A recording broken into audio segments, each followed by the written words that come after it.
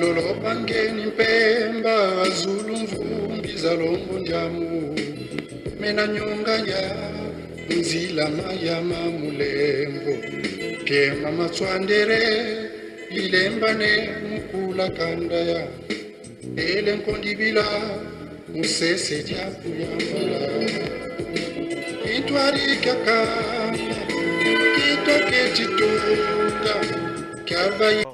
Peuple congolais, je pense qu'il est important qu'on parle du voyage du ministre Jean-Yves, je pense, Le Drian, ministre de l'Europe et des Affaires étrangères du gouvernement français. Il y a quand même quelque chose de pas normal, une démission presque totale, alors qu'il ne faut pas laisser tout le champ politique à M. Denis Sassou Nguesso et les autres. Je pense que l'Église, à ce moment-là, devait simplement demander une audience auprès de l'ambassadeur français, hein, de redire ce qu'ils ont dit au niveau de leur réunion des évêques, que la situation du Congo est presque au bord de l'explosion, socialement, économiquement. Ils ne l'ont pas fait, je pense que c'est très regrettable. Il y avait aussi la société civile et l'opposition congolaise. Hein. Là, on ne leur demande pas de prendre des armes. C'est aussi facile que... C'est d'une facilité. C'était de demander cette audience auprès, en tout cas de l'ambassadeur français. Je l'ai signalé. J'ai vu les images de Télé Congo. Effectivement, c'est l'ambassadeur français qui a accompagné, en tout cas, le ministre Jean-Yves Le Drian auprès de Denis Sassou Nguesso. Il fallait au moins faire ce geste-là, expliquer la situation, demander l'audience. Maintenant, si l'ambassadeur refusait, en ce moment-là, nous sommes à la place du monde, l'Église a une voix autorisée, c'est une grande institution de l'Église catholique, c'est de mettre ça à la place publique que finalement, nous ne sommes pas entendus. Qu'est-ce qui se passe? Parce qu'il y a un monsieur qui m'a interpellé, qu'est-ce qu'il y avait encore ajouté dans la discussion, étant donné que M. Sassou Nguesso venait de se voir avec le président Macron assez rapidement, et donc il n'y avait plus rien à discuter, c'est faux. Hein, il faut savoir lire entre les lignes. Ça veut dire que on essaie d'expliquer à M. Denis Sassou Nguesso et que la politique qu'il conduit aujourd'hui n'est plus tenable. Donc, c'est pourquoi on assiste à ce balai incessant, le FMI, la Banque mondiale, et les autorités françaises. Donc, ça veut dire que nous qui savons en tout cas interpréter, donc il y a un blocage de côté de M. Denis Sassou Nguesso avec ses procès sans victime. Eh bien, nous sommes aujourd'hui à la place du monde, donc tout est connu. Maintenant, j'ai discuté avec le colonel Langui, qui souhaiterait que je rentre dans son directoire. Bon. Et puis, j'ai discuté aujourd'hui avec le ministre Maleka et puis M. Massamba Cicéron du bien fondé de la conférence internationale. À l'état des choses actuellement, vous savez que il y a ce qu'on appelle le niveau d'alerte au niveau des Nations Unies. Et lorsqu'on s'est fait avoir de cet accord dans le pool, cet accord bidon, et ça a ramené le Congo à un niveau 2. Vous avez des avions qui peuvent atterrir à Pointe-Noire-Brazzaville, ainsi va la vie. Et donc, je ne pense pas que aujourd'hui l'idée de la conférence internationale au niveau d'alerte des Nations Unies puisse avoir un écho favorable. Et d'ailleurs, M. Denis Sassou Nguesso s'y emploie. Il préfère que les Congolais n'aient pas à manger. En tout cas, s'il faut corrompre toute la communauté internationale, voilà le travail qui est entrepris par ce gouvernement.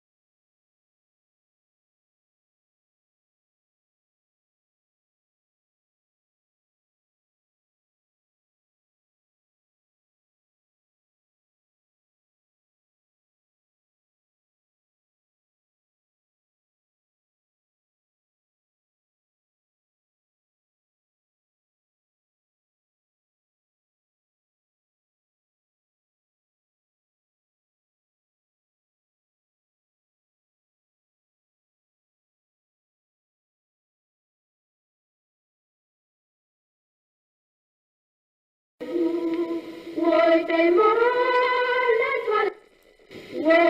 moro,